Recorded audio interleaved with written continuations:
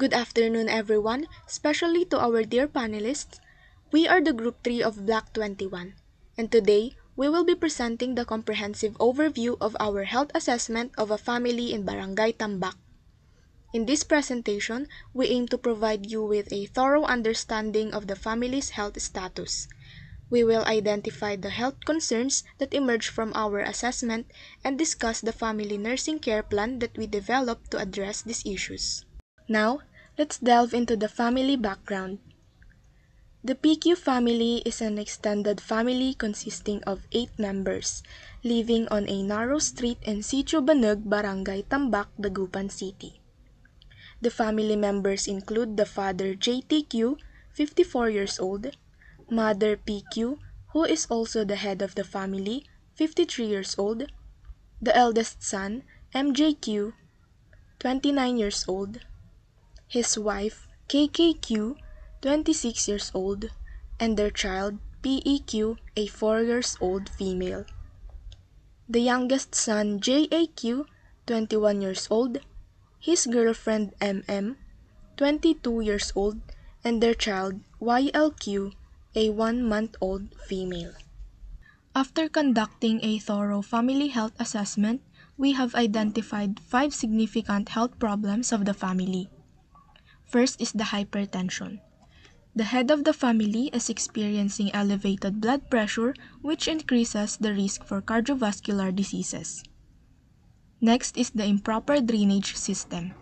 The current drainage system in their living environment is inadequate, potentially leading to health hazards such as waterborne diseases and sanitation issues. Next is financial constraints.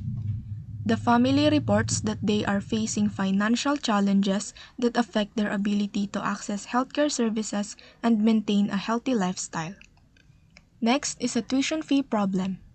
With rising educational costs, the family reports that they are struggling to meet these expenses, which adds stress and impacts their overall well-being.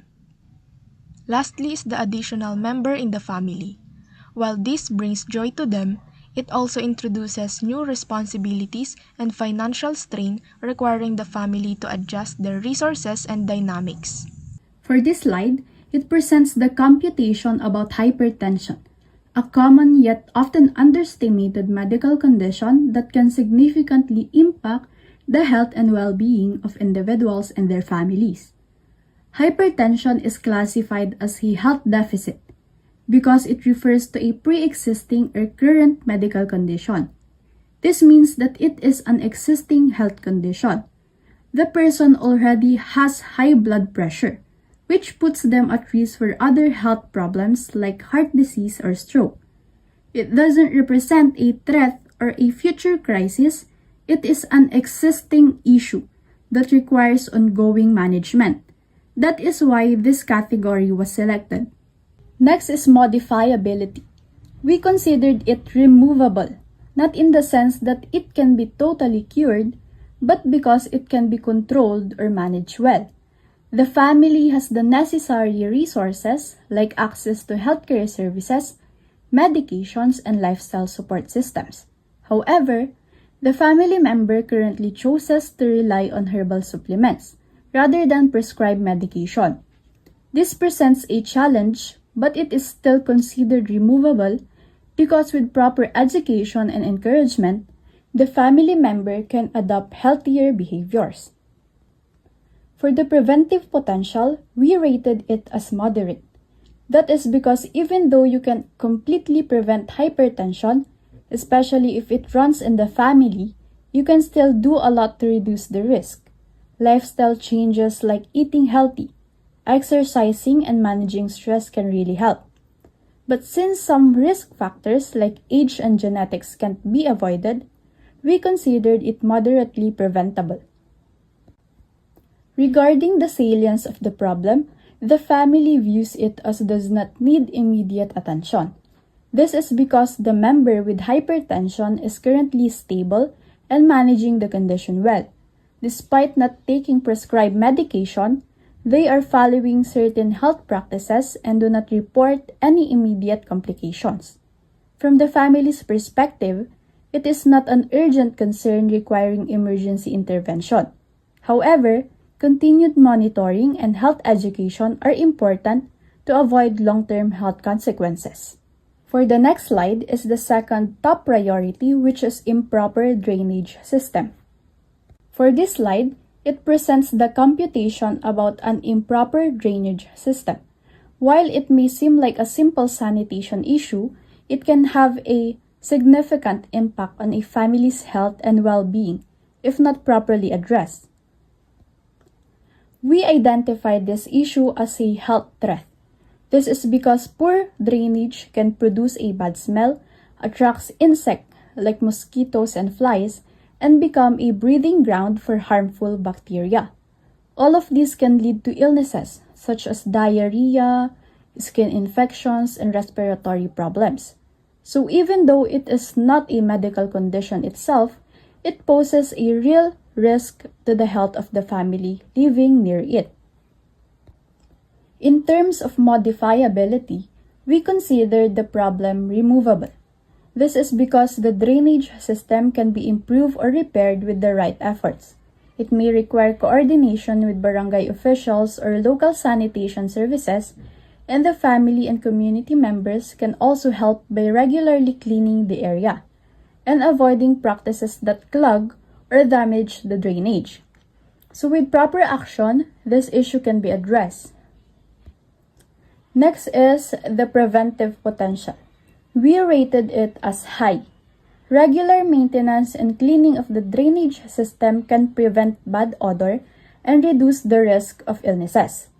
It is a problem where early action really works, and the solutions are relatively simple, like regular cleanups, proper waste disposal, and educating the community on sanitation practices. This means we can prevent a lot of future health issues by acting now. Lastly, for salience, the family shared that they believe the problem does not need immediate attention.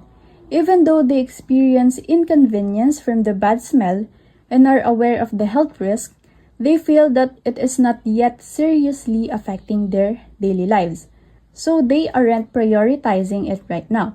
However, as future nurses, we should still help them understand the long-term effects and encourage proactive prevention. The next health problem is financial constraints. Its nature of the problem is health threat because it can limit the family's ability to access essential needs.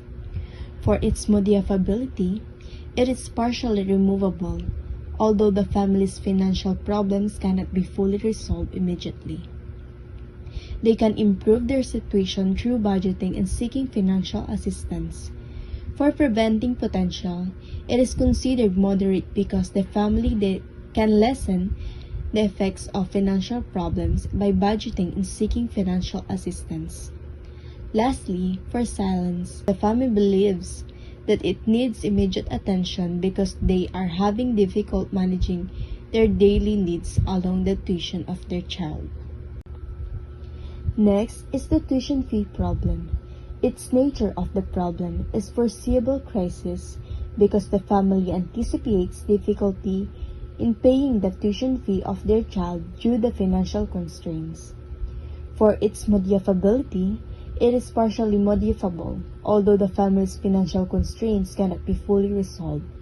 There are still ways to address the tuition fee problem through scholarships and student loans.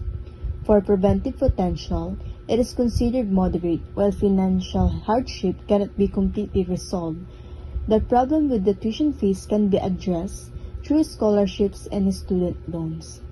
Lastly, for silence, it is considered does not need immediate attention because the family believes that the problem does not need immediate attention as they trying to budget their finances and exploring options like scholarships and student loans. The last health problem is additional member of the family or newborn. Its nature of the problem is foreseeable crisis because of the arrival of a newborn is anticipated and brings expected changes in the family. For its modifiability, it is not modifiable since it's already there and cannot be changed or reversed. For preventive potential, it is considered moderate. While the birth itself cannot be prevented, the family can take actions to provide the necessary care and support that the newborn needs. Lastly, for silence, the family believes that it needs immediate attention because of the newborn requires constant care and support to ensure overall well-being. Family problem, hypertension. Mrs. PQ is a 52 years old female diagnosed with hypertension. She is not taking any maintenance because she believes that taking maintenance can worsen her condition. Instead, she is relying on herbal medicines like bulguyabano and guava leaves. Her vital signs taken on day 1. Temperature 36.6 Celsius. Pulse rate 93 beats per minute. Blood pressure 130/70 mmHg. SpO2 is 98%. In day 2, temperature 36.2 Celsius. Pulse rate 98 beats per minute. Blood pressure 140/80 mmHg. SpO2 is 91% and respiratory rate is 22 beats per minute. Nursing diagnosis. Mrs. PQ has ineffective health maintenance due to a lack of knowledge about hypertension. She uses herbal treatments instead of prescribed medicine, which is risky because, as we all know, blood pressure can lead to many health problems or health conditions.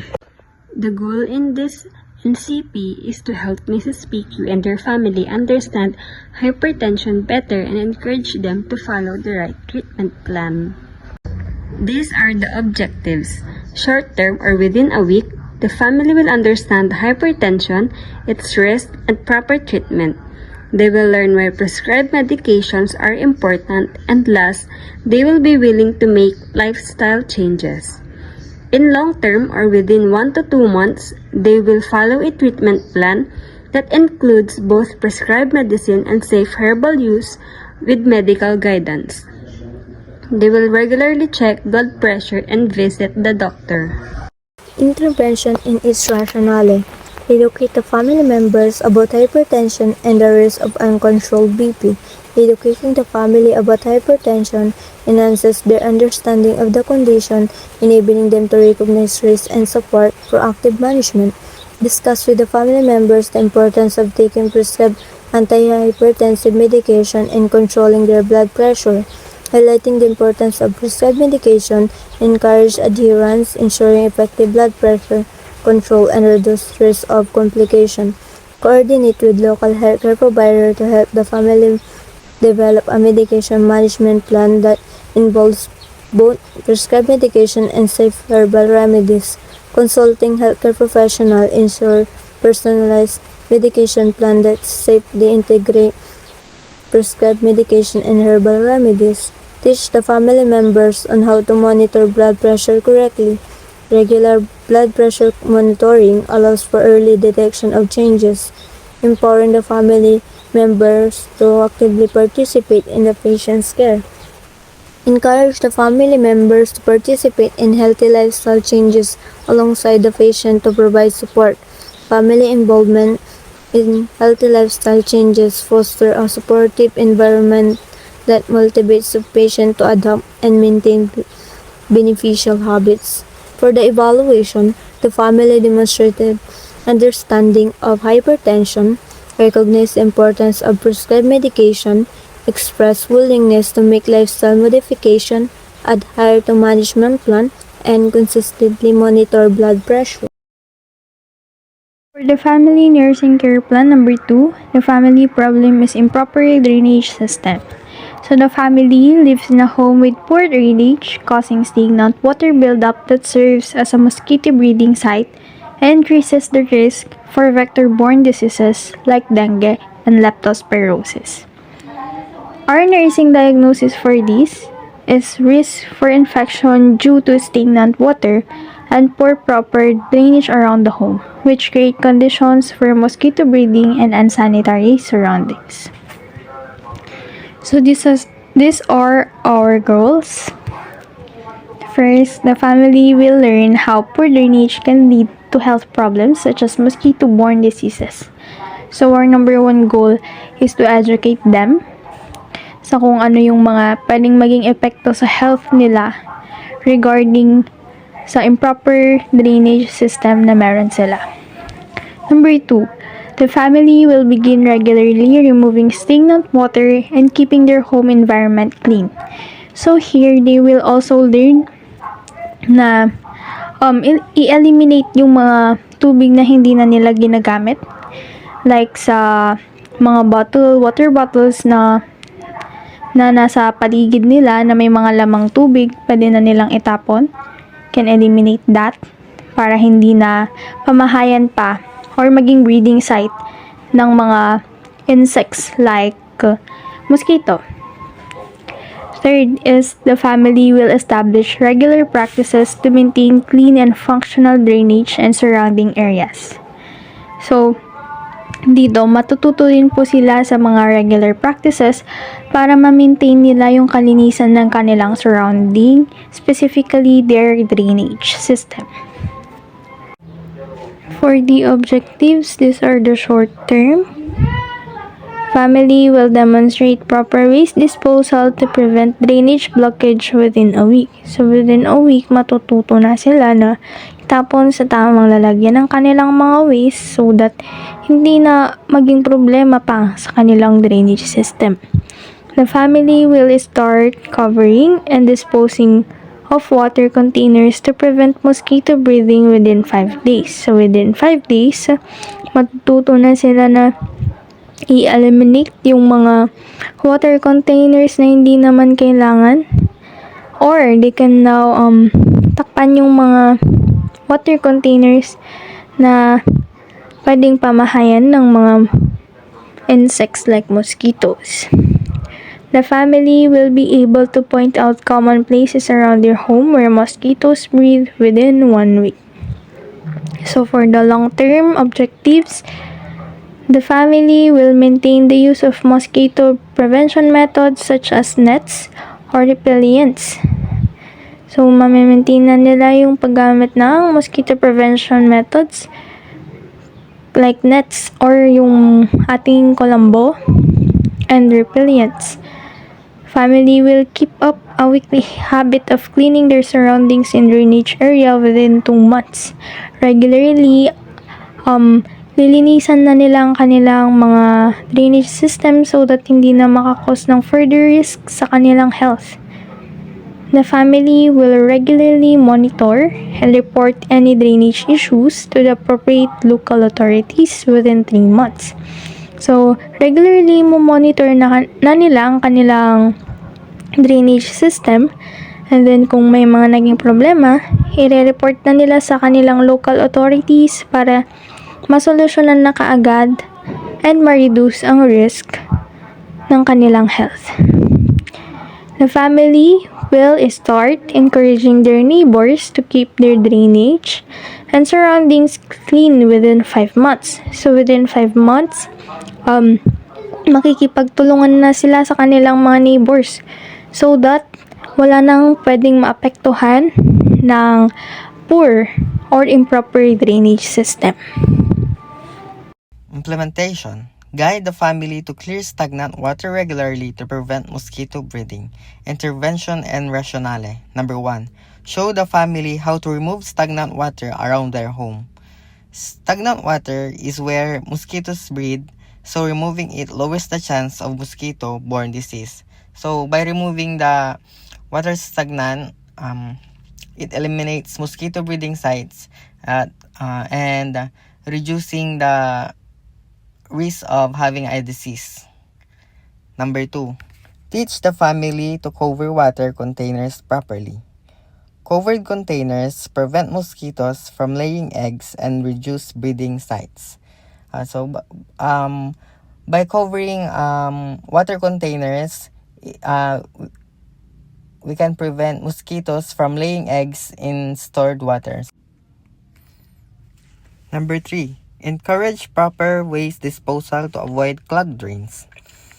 Trash can clog drains, leading to stagnant water that attracts mosquitoes.